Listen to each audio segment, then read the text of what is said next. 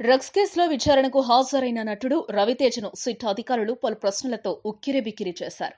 Drugs వాడకం, అమ్మకం, drugs మాఫియాతో సంబంధాలపై ప్రశ్నలు సంధిస్తూనే ఏడాదిలో 3 ఇళ్లు ఎలా కొన్నారంటూ సిట్ అధికారులు ప్రశ్నించడంతో రవితేజ కోపగించుకున్నట్టు తెలిసిందే.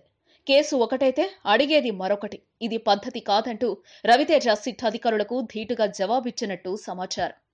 డ్రగ్స్ కేసు విచారణలో భాగంగానే ఏడాదిలో 3 ఇళ్లు ఎలా కొన్నారని డ్రగ్స్ వ్యాపారంలో మీ పాత్ర ఏమైనా ఉందా అని సిట్ అధికారులు సమర్థించుకున్నట్టు సమాచారం. దీంతో నటుడు రవితేజ సిట్ అధికారుల మధ్య పరస్పర విరుద్ధ అభిప్రాయాలు చోటు చేసుకున్నట్టు తెలిసిందే. డ్రగ్స్ తీసుకుంటున్నారా? ఎప్పటి నుంచి తీసుకుంటున్నారు? ఎవరెవరితో తీసుకుంటున్నారు? జాక్ ఈవెంట్లలో ఎప్పుడెప్పుడు పాల్గొన్నారు? అక్కడ డ్రగ్స్ సరఫరా చేసేవారా అని సిట్ అధికారులు ప్రశ్నించినట్టు తెలిసిందే.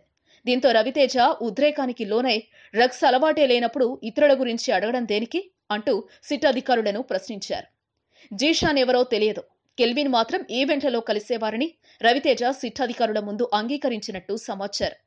డ్రగ్స్ వ్యవహారంపైనే సాగిన విచారణలో 3 ఇళ్ల కొనుగోలుపై రవితేజ స్పష్టత ఇవ్వడం కానీ, సిట్ అధికారులు ఇళ్ల ప్రస్తావన మళ్లీ తేవడం కానీ జరగకపోవడం గమనార్హం. మొత్తంపైన శుక్రవారం జరిగిన సిట్ విచారణలో అధికారుల ప్రశ్నకు నటుడు రవితేజ ధీటుగానే సమాధానాలిచ్చినట్టు తెలుస్తోంది.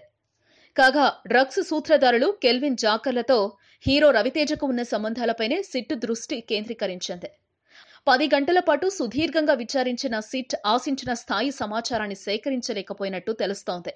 డ్రగ్స్ వాడకంపై భిన్న కోణాల్లో విచారించిన సిట్ అధికారులకు డ్రగ్స్ మాఫియా కెల్విన్, జాక్లతో రవితేజకు గల సంబంధాలపై క్లారిటీ వచ్చినట్టు సమాచారం.